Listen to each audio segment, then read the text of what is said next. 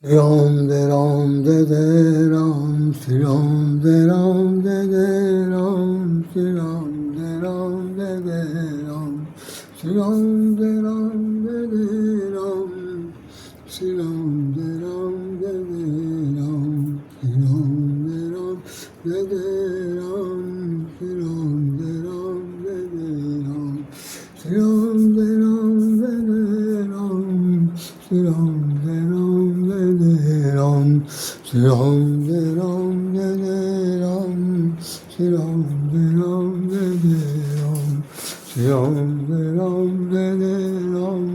Ram de Ram de Ram, Sri Ram de Ram de Ram, Ram de Ram de Ram। बोलिए सब रामचंद्र महाराज की जय। फिर वही भगवान राम का मंदिर, और मंदिर में सभी लोग विराजमान हैं। लाखों लोग दिखाई पड़ रहे हैं, दर्शनार्थी। भगवान राम आए हुए हैं, जगत में प्राण बनकर आए हैं, ऐसा मोहन भागवत साहब कह रहे हैं। ये हनुमान भगवान राम का ये चित्र है जो अपने मंदिर में विराजमान है। ये माता सीता और राम क्या ये झांकी है जो पर्वतीय क्षेत्र में कथा कहानी के रूप में कही जाती है। आइए हम लोग इस पर चर्चा करते हैं। जो इस बहुत ज्वलन प्रज्वल रहा, उसी पर दो शब्द बात करने की चेष्टा कर रहा हूँ, तो कृपा करके सुनिए। जय भगवान श्री कृष्ण, जय श्री राधे, जय सीताराम, जय आस्थावान समस्त हिंदू जगत के समस्त श्रद्धेय प्राणी और अयोध्या धाम के लला। भगवान राम का ये जन्मभूमि, भगवान स्वयं कहते हैं कि अवधपुरी मम पुरी सुहावन, अवधपुरी मम पुरी सुहावन। हर व्यक्ति को अपना जन्म स्थान बड़ा अच्छा लगता है, जन्मभूमि बहुत प्यारी लगती है। दुनिया जहान में कहीं घूम काम के आइए, यदि दुर्भाग्य से यदि किसी दूसरी के 10 बज गए हैं तो अभी अपनी पुरानी याद भूलती नहीं है कि वो चौखट, वो नदी किनारे, वो गली कूचे, वो पुराने इंसान, वो मेरे दोस्त, वो मेरे मित्र, वो पहाड़, वो नदी नाले, और वो वृक्ष जहाँ हम लोग खेलते थे, झूला डालते, सब कुछ करते थे। और इस तरह की तमाम सारी यादें जो हैं, जैसे जैसे आधुनिक प्रभावस्था होती याद आती है। भगवान राम भी यहीं पर इसी सरजू के तट पर खेले कूदे, खाए, सब कुछ किए, दुनिया जहान में गए आए, रावण को जीता, दादा अपना राज्य स्थापित किया, सब कुछ हो गया। आज वो लल्ला के रूप में विराजमान है, और उनको विराज करने वाले लोग जितने लोग थे, उन लोगों में से लड़ने वाले लड़ाई लड़ी, मुकदमा लड़ा, सब कुछ किया। गुम्बद गिराया गया जो विवादित था, तो उस पर उसे बाबरी मस्जिद कहा गया। मजे की बात है उस गुम्बद की पहली चोट मारने वाला सबसे पहला व्यक्ति था, वो यादव वंश का था, और बाय द वे वो कोलकाता का रहने वाला था। पेपर में बहुत आउट हुआ था। बाद में फिर वो मार काट में हुआ या क्या हुआ, कहानी बहुत पुरानी, 90-91 गए, ख़त्म हो गई, क्या नहीं, वो समझ में नहीं आया। वो उस आदमी का नाम आया नहीं, पहला व्यक्ति था जो उस पर गुम्बद पर चल करके उसने गुम्बद पत्थर वो मारा था, वो ये क्या कहते हैं, हथौड़ी मारी, जो भी क्या हो। आज आपके सामने फिर मैं तीसरा एपिसोड है जो मैं बता रहा हूँ कि यहाँ पर चोरी हुई, और चोरी कब से हुई, जब से रामलला की स्थापना हुई, तब से लेकर के यहाँ पर चोरी का कार्यक्रम चलता रहा। लोग आस्था चढ़ाते रहे, जितना जिनके पास मन में आया, जितना तन मन धन था, जो भगवान ने दिया है नहीं दिया है, काट के कपट के जैसे भी हो कुछ करके। यहाँ तक कि हमने देखा था कि एक व्यक्ति तो था, ये अपनी धन संपदा को सारा इनके दान करने के बाद वो वहाँ पर जो उसका अपनी दुकान थी, वहाँ सब दुकान छोड़ छाड़ के उतरा, गुजरात से आकर के यहाँ पर मजदूरों के साथ मजदूरी करने लगा कि हम भी राम सेवक बनेंगे, हम भी राम कार सेवक बन के काम करेंगे। बाद में उसका खुलासा हुआ कि भाई वो उस तरह तन्मय धन से हो गया था कि सब कुछ भगवान निछावर करेंगे। निछावर करने वाले लोगों में कोई कम लोग नहीं है। फॉरेन से जितने भी पैसे आ रहे हैं उसमें सोना भी है, चांदी भी है, ईंट के पत्थर भी है, जवाहरात भी है, पैसा कौड़ी भी है, नकद भी है, डॉलर भी है, क्या चीज़ नहीं है, सब कुछ है। उसको रख रखाव करने वाले लोग जो हैं, अभी मैं आपको एक वो दिखाता हूँ वीडियो, जो निश्चित रूप से आप उसे देखिए। मैं उसको इस पूरे कार्यक्रम में 2 बार में दिखाऊंगा। इस घटना को पहले कहने से पहले कि भाई चोर लोग कौन हैं। चोर लोग पकड़े गए, उन चोरों के पास से सामान बरामद हुआ, और उन्होंने से एक सज्जन ने तो कबूल किया कि भाई मैं उनकी कबूल किया वहाँ लोगों जो जाँच कर रही समिति है उसने पकड़ा। उसने कबूल किया कि सापा के मुखिया ने हमको रोज़ फ़ोन करते थे, और जिस दिन ये पकड़ धकड़ हुई है। उस दिन वो 3 बार उन्होंने फ़ोन किया था। अब मुखिया सही है, मुखिया का पार्टी सही है, मुखिया वाले जो दावा बहुत करते हैं उनके एक सज्जन है जिनका नाम प्रोफेसर, मैं नाम नहीं लूँगा, प्रोफेसर साहब है, वो आज राज्यसभा में बोल रहे थे कि बाबरी मस्जिद को तोड़ दिया, बाबरी मस्जिद को कोई बनाने वाला नहीं, और मुलायम सिंह यादव कोई कुछ भी कहे, मतलब वो इस तरह आशाएँ बक रहे थे जिसके मतलब समझ से बाहर थे। लेकिन उन्होंने कहा कोई बात नहीं, चलिए भाई कहना चाहिए। सवाल ये है कि ये पार्टी भारत में रहकर, भारत का खाकर, भारत की धरती का अन्न जल लेकर, हवा पानी लेकर, सब कुछ लेकर ये गुणगान विजातियों के क्यों करती है? क्या इसी के द्वारा ही वो वो बचाई जा सकती मुस्लिम समुदाय, या मुस्लिम समुदाय को बचाने के लिए आप इतना बड़ा घोषणा कर रहे हैं कि जैसे भी हो भाजपा को हटाओ, हम अपनी सत्ता, अपना रंग फैलाओ, फिर यहाँ पर वही काम हो जो अभी तक होता रहा, मफियाएँ सबको यही सब। अरे कम से कम हृदय परिवर्तन लाओ। जिस राम के बारे में बात करना चाहते हो उस राम के त्याग को तपस्या देखो। उदाहरण सुन लीजिए, ज़मीन खिसक जाएगी। सच्चे दिमाग से सुनिए, कहानी पता चल जाएगा कि लिखा हुआ है भरतलाल जी के लिखा हुआ, रामचंद्र जी के लिए लिखा। रामचंद्र ने तो राज लिया ही नहीं, भरत जी को तो नॉमिनेट कर दिया गया, तो भरतलाल जी के लिए गोस्वामी जी ने क्या लिखा पढ़िए। जो लोग आलोचना कर रहे हैं, आरोप लगा रहे हैं, और भाजपा को या कांग्रेस को या उनकी, कांग्रेस तो खैर बात ही न करिए उसकी, वो तो बिल्कुल ही 70 साल 75 साल में सब कुछ निपटा दिया। और अब वो यहाँ का पैसा जो है जा रहा है केरल और कांग्रेस में, वहाँ पार्टी उनकी, तो उसमें वहाँ यहाँ चोरी का माल ले जा रहे हैं। गोपाल राव नाम के आदमी बोरम भर के जा रहा है, सोना चांदी जवरात जा रहा है, और वहाँ से वो खाली हाथ लौट के आ रहे हैं विमान पर बैठ के। क्या ख़ास बात है भाई, कैसे जा रहा है, कैसे आ रहा है, उसको उसके चंपत राय चिश्ती हैं, अन्य लोग जो हैं सब पकड़े हैं। और मैं अब बता दूँ, अभी मैं शुरू करूँगा, आपसे बता दूँ कि भरतलाल जी ने क्या कहा। चलत पयादे खात फल, पिता दीन तजराज। पयादे मैंने पैदल, महाराज भगवान राम के छोटे भाई भरतलाल जी जा रहे हैं, उनके पीछे चतुरंगिणी सेना है, उनके पीछे पूरे धनगिरी के लोग हैं, वो सब लोग जा रहे हैं। कहाँ? चित्रकूट जा रहे हैं। किस लिए जा रहे हैं? चलत मनावन रघुबरही भरत सरिस को आज। गोस्वामी ने प्रसंचन लगा दिया कि आज भगवान राम को मनाने के लिए भरतलाल जी जा रहे हैं, और उनके साथ चतुरंगी सेना पूरा अयोध्या नगरी है। और उन्होंने क्या किया?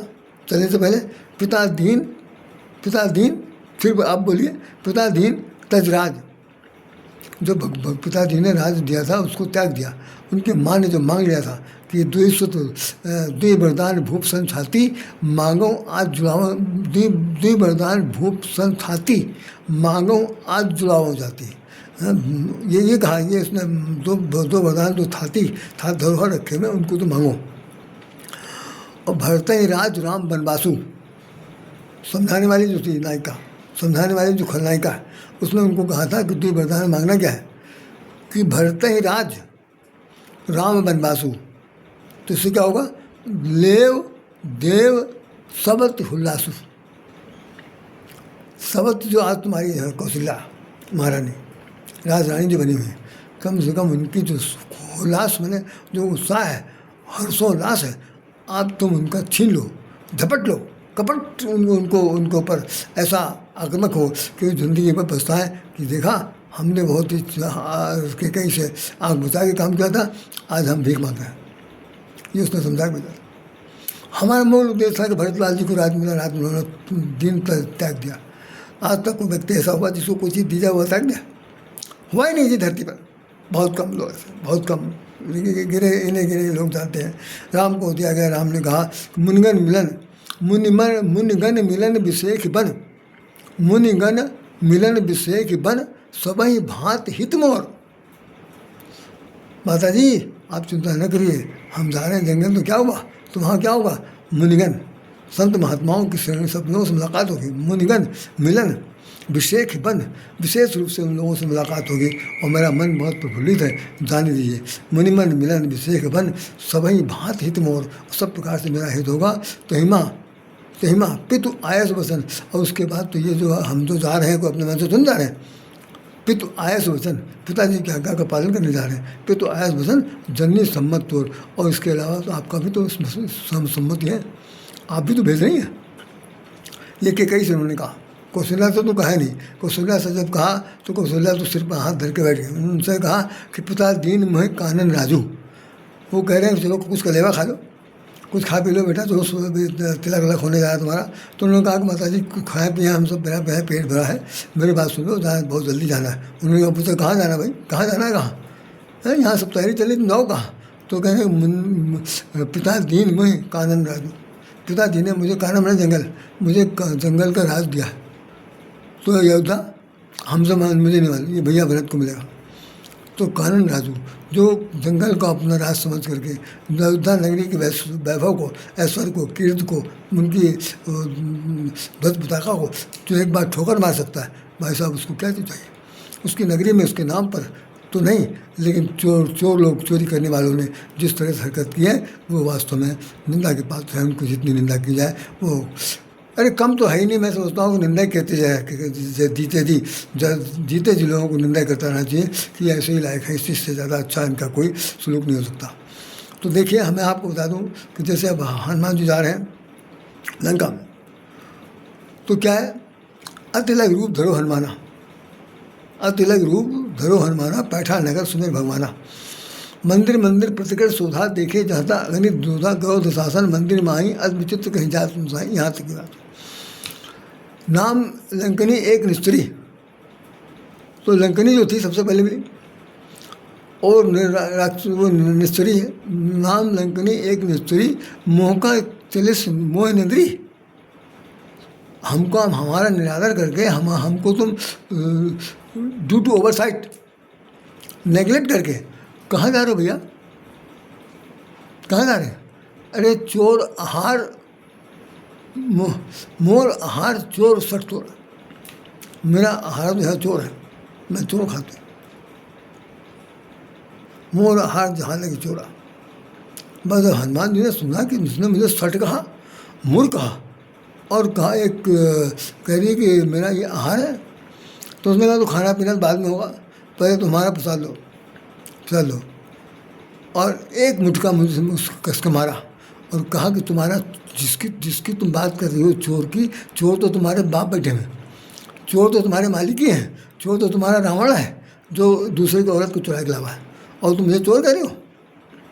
हम तो उससे मिलने जा रहे हैं, हम उससे बातचीत करने जा रहे हैं, हम अपनी माता जी को देखने जा रहे हैं, हम चोर नहीं हैं, हम साहूकार हैं, समझे। मुटका एक महाकप हनी, रुधिर भमल धरणी धर्मनी, पुंज मार उठी सोलंका, जोर पार के बिने सशंका, तब रावणी ब्रह्म बरदीना, चलत ब्रंच कहा मुसीना, बिकल होश ते कप के मारे, तब जानो निश्चर संहारे। ना तात स्वर्ग अब्बर सुर धले तुलाए कहकर, तू लताए सकल में सो सुखल सत्संग। उसने एक मिनट पूरी कथा सुना दी।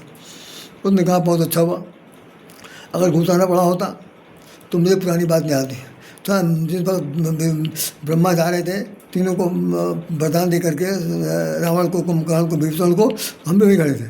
तो मुझसे उन्होंने क्या कहा, चलत बिरंच कहा मुझे चीना, विकल हो सीते कप के मारे। जिस वक्त कोई बंदर तुमको एक घूसा मारेगा और तुम व्याकुल होकर गिर पड़ोगे, तब तुम समझ लेना, तब जानो निस्तर संहारो। हम लोग जब साइंस पढ़ते थे, विज्ञान प्रयोगशाला में जाते थे, तो वहाँ पर एक कन्फर्मेटिव टेस्ट होता था।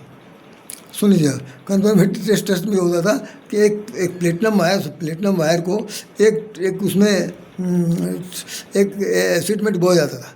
डुबोने के बाद जब उसको फ्लेम के पास, जलती हुई दीपक के पास ले जाते थे, तो उसके अंदर से नीले रंग की चिंगारी निकलती थी। नीले रंग का मतलब उसमें प्रकाश पैदा होता था। तो ये मान लिया जाता था कि इसके अंदर जहर है।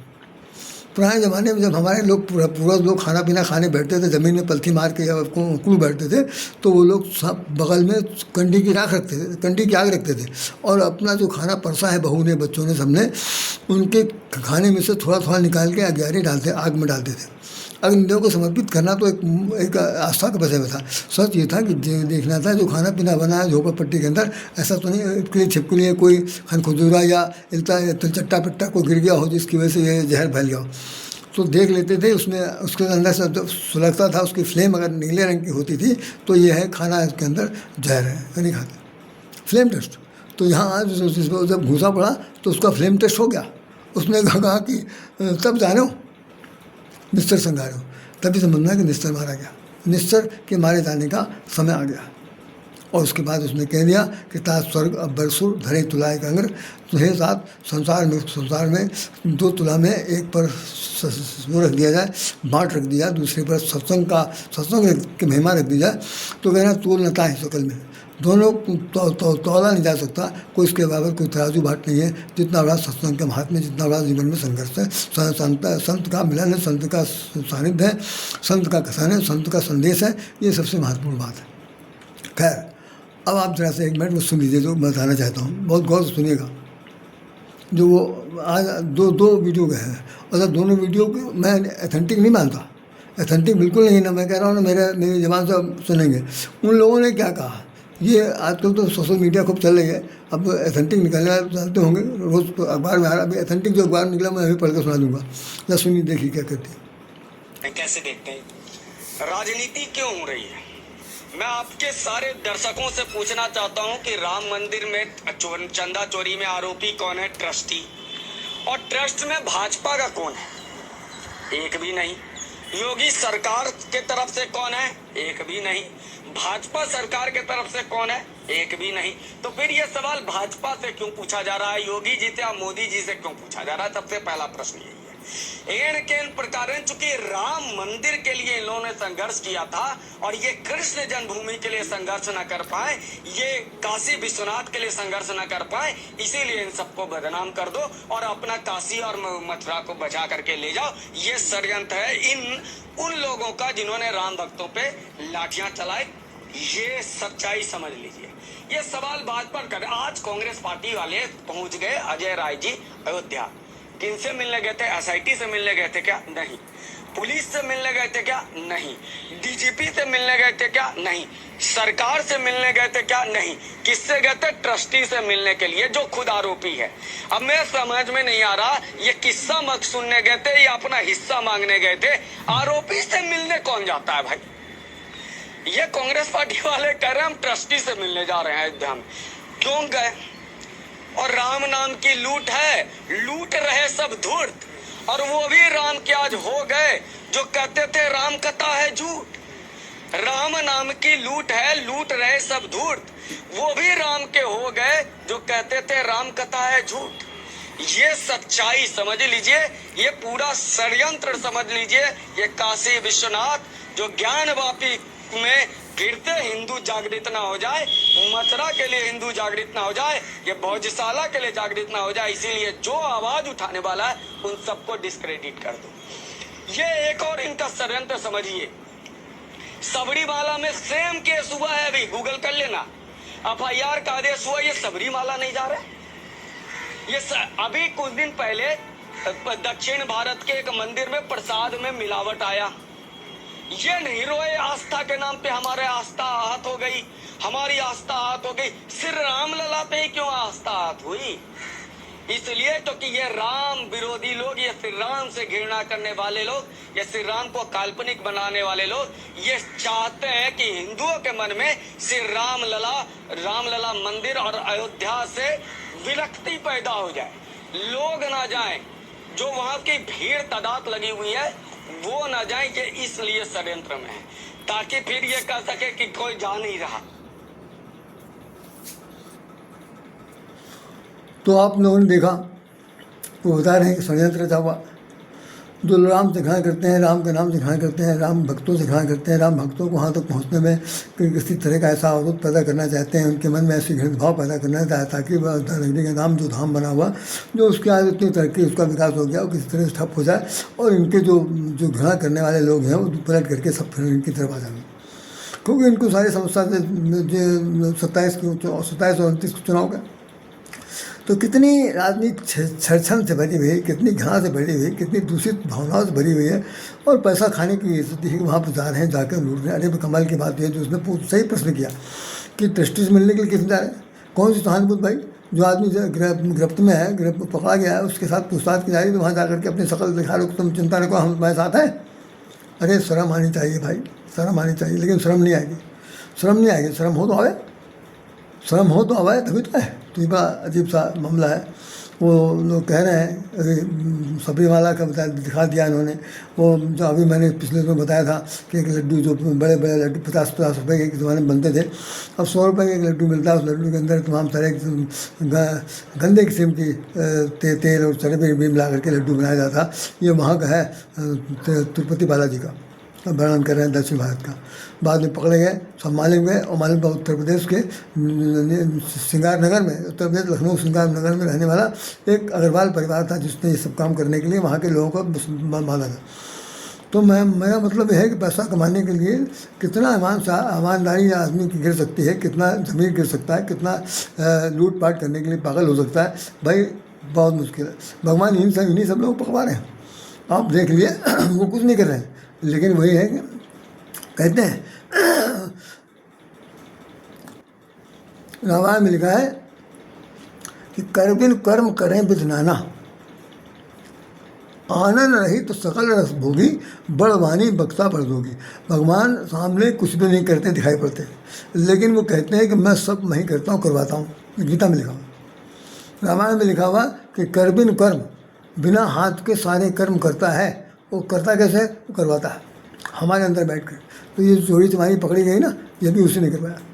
देखने में तो वहाँ बैठे हैं मंदिर में, लेकिन मंदिर में नहीं बैठे हैं, वो अब पूरी जांच कमेटी के साथ लगे हुए हैं, और एक एक को चुन चुन करके न उन्होंने नकाब पोष को खोलम खुला कर दिया, तो वो देखते रहेगा। भगवान जो चाहता है वो करके दिखा देगा। ये सारी चालबाजी, सारी जो छदम चाल है, जो जितनी अनंतता है, सब पर उंगली उठेगी, वो जाएंगे नहीं। और एक बात बहुत मजे की बता दूँ, जिनको सुन लीजिए आप। इसमें जो आरोपित पकड़े गए हैं 8, मैं इसको बहुत बड़ा डिस्प्ले निकालूंगा। आज सिर्फ आपको सिर्फ बता दे रहा हूँ, अखबार की बात है। मैं डिस्प्ले एक दिन उसका वीडियो बनाऊंगा। इसमें बता रहे हैं कि जो आरोपित जो पकड़े गए हैं, उनमें से जो सामान बरामद हुआ है, उसमें ज़्यादातर पंडित हैं। सिर्फ 2 ही एक नाम ऐसे हैं जिनका, जैसे एक टिनकू नाम आ गया, टिन्नू, वही जिसने जो यादव है, जो उनका ड्राइवर था, एक उसका एक नाम आया है, और एक उसका भतीजा मनीष यादव का नाम आया। बाकी जितने भी लोग हैं उनमें नाम सुनिए। सबसे पहले अविनाश शुक्ला के पास से 20,39,220 रुपया और 1121 रुपये $, चांदी जैसे धातु, सोने की 2 चेन और एक अंगूठी बरामद हुई है। पहली चीज तो 20,39,000 जो हो गया, 1121 रुपये $, हो गए, और चांदी सोने के जेवरात हो गए। दूसरे सज्जन है अनुकल्प मिश्रा, ये मिश्रा जी हैं, ये भी वहाँ पूजा पाठ कराने से देख रेख करते थे। इनके पास से मिला 16,82,000 रुपये। तीसरे सज्जन है लोकुश मिश्रा, इनके पास से मिला 14,25,000 रुपया।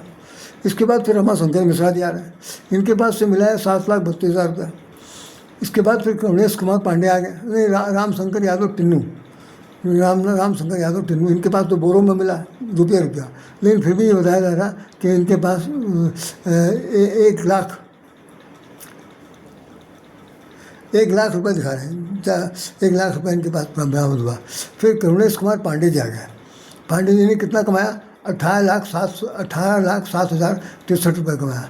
फिर एक वो टिन्नू का जो वो है, क्या नाम, भतीजा है मनीष यादव, उसने 2 लाख रुपये कमाया। कुल जो बरामदगी हुई है वो 79,85,000 रुपया और $1,121 रुपये। आरोपितों से बरामद किए गए दस्तावेज वित्तीय रिकॉर्ड की अगली कड़ियों को खंगाला जा रहा है, और जो जांच करने वाले हैं वो जांच करने वाले अधिकारी, उनका नाम आशुतोष त्रिपाठी। अब बड़े समझ की बात की है कि त्रिपाठी जी जांच कर रहे हैं, और उनके ही कुल खानदान, सब लोग उनके कुल खानदान में उनके ही संपर्क के सारे पंडित इसके अंदर चोरी का काम कर रहे हैं। तो अब बताइए कि बैकवर्ड क्लास के लोग दलित वर्ग के लोग तो वहाँ तो घुस ही नहीं पाए। जितने सवर्ण वर्ग के लोग थे जो मुझे तौ मारने वाले थे, जो सब पर पीठ पर हाथ रखने वाले थे, जो ये कह रहे थे कि जो सब लोगों से पैर छुआते थे, बहुत बड़े बड़े छद्म भेषधारी बने थे, आज उनके सामने चेहरा है कि ये ऐसे ब्राह्मण करके। वो सामने ने इसलिए लिखा विप्र विप्र निरक्षर लोलुप कामी। विप्र जो पंडित होता है वो कैसा होता है, निरक्षर भी हो तो भी वो पूजनीय कहलाएगा, लोलुप लालची हो वो भी पूजनीय कहलाएगा, और कामी कुचारी तो है ही। जैसे हम आप लोगों से मोहे तो कोई नई चीज़ तो है नहीं। तो विप्र निरक्षर लोलुप कामी ये गोस्वामी लिखते हैं, जबकि वो भी आत्माराम दुबे के पुत्र हैं, लेकिन वो पंडितों के नस नस को जानते थे, खूब जमकर था। लोग बहुत सारे लोग कहते हैं वो तो पंडितों के समर्थक थे, बिल्कुल नहीं थे। उन्होंने पंडितों को ऐसी खटिया खड़ी की, ऐसा लिखा गीतावली में, जिन सज्जन ने उनके साहित्य को पढ़ करके वो देख ले, उससे बड़ा कोई लिख नहीं सकता जितना गोस्वामी जी ने पंडितों के बारे में लिखा, क्योंकि पंडितों ने उनकी धज्जियाँ उड़ा दी थी। काशी में जीना हराम कर दिया था, उनकी लिखी हुई पुस्तक को पांडुलिपि को गंगा में फेंक दिया, यहाँ वहाँ कर दिया किसी तरह। फिर उन्होंने लिखा, मंत्री में आए, भगवान शंकर ने उनका सहायता की। आखिर में ये हुआ कि जितने भी पुस्तकें वहाँ धार्मिक थी, उन सभी पुस्तकों के ऊपर ने सबसे नीचे रखा गया वो, और रात भर कपाट बंद रहा। सुबह जब ताला खोला गया पुलिस की कस्टडी में, तो रामचरितमानस सबसे ऊपर थी और उस पर भगवान शंकर की मुहर लगी थी। तब सबके होश बेहतर हो गए कि ये भगवान शंकर की देन है जो रामचरित। इसीलिए इसमें लिखा हुआ है कि रामचरित मानस ही नामा, रामचरित मानस ही नामा, सुनत श्रवण पावे विश्रामा। इसका नाम राम का चरित्र है, और ये चरित्र नहीं, ये चरित्र रूपी मानस है, मन है। इसको नाम सुनते ही उसमें आदमी को, व्यक्ति विशेष को विश्राम की प्राप्त होती है, शांति की प्राप्त होती है, और वो जीवन को अपने धन्य समझता है। तो ये बहुत बड़ी बात है। अभी ये कार्यक्रम चलेगा और मैं जो कुछ भी होगा सुनूंगा, बताऊंगा आपको। आप लोग भी पढ़ रहे हैं, जिज्ञासु हैं, साथ साथ ये है कि हमसे ज़्यादा मर्मज्ञ हैं, सबको पता है। लेकिन भाई दुख सबसे बड़ा ये है कि दुख हमको क्या, हम जैसे करोड़ों लोग दुखा, क्योंकि भारत की नागरिकता के बीच में रहते हुए इतना बड़ा कांड हुआ जिसकी कोई सीमा नहीं। और 2 साल के अंदर ही सब घटना घट गई, और उसमें दूसरा वाला एपिसोड में दिखा नहीं पाया जो किसी दूसरे का था। उसने तो कहा कि जिस दिन वो पकड़ा गया है टिन्नू, उस दिन 3 बार अखिलेश यादव ने उसको फ़ोन किया, और कहने लगे कि पूरे 2 साल के अंदर 732 बार फ़ोन किया गया। उनका क्या, तो वो उनके बहुत ही सन्निकट रहने वाला व्यक्ति था, तो वो वहाँ पहुँचा कैसे? इसलिए कि वहाँ सरकार की कोई सत्ता नहीं थी। जैसे इसमें बता रहा है, सरकार के कोई आदमी नहीं, कोई मुलायम उनका आदमी नहीं है, योगी का आदमी नहीं है, मोदी का आदमी नहीं है, जनसंघ का आदमी को नहीं है, RSS कोई आदमी नहीं। ये सब लोग वही लोग हैं जो मिल बांट करके वहाँ मंदिर के निर्माण के लिए काम कर रहे थे। उन्होंने ही सब काम किया। उन्होंने सोचा कि सरकार के हाथ में जब तक आएगा, इससे पहले सब लोट बांट कर ख़त्म कर दो ताकि खजाना हो जाए खाली, बाद में देखा जाएगा। तो हाँ निर्माण हुआ, निर्माण में सब लगा दिया गया। इस तरह की चोरी है। खैर भगवान उनको भला करे, चाहे ना करे, लेकिन जो है दूध का दूध का पानी का पानी होना चाहिए। इन्हीं शब्दों के साथ राइट साम्राज्य आपको हृदय से नमन करता है और प्रार्थना करता है कि आप लोग भगवान से मनाइए। कम से कम ऐसे लोगों का जो मनसा है कभी पूरी ना हो। भगवान शंकर सबका भला करते हैं, वो भी इनका भी भला करेंगे, और ऐसा भला करेंगे कि इनका त्रिशूल भी चलेगा, डमरू बजेगा, तांडव नृत्य भी होगा, सब सामने आएगा। भगवान खड़े हुए फिर देखेंगे। वो तो लिखा हुआ कि कर्म करें विधराना, वो बिना हाथ पैर के सब काम करते हैं, करवाएंगे, और यही सब लोग करके दिखा देंगे। तो अभी कुंज की गली में भगवान श्री कृष्ण के बारे में जो विवाद चल रहा वो भी हल हो जाएगा, का समय आने को होगा। तब तक के लिए इंतजार कीजिए। जय श्री राम, जय श्री कृष्ण, जय श्री राधे।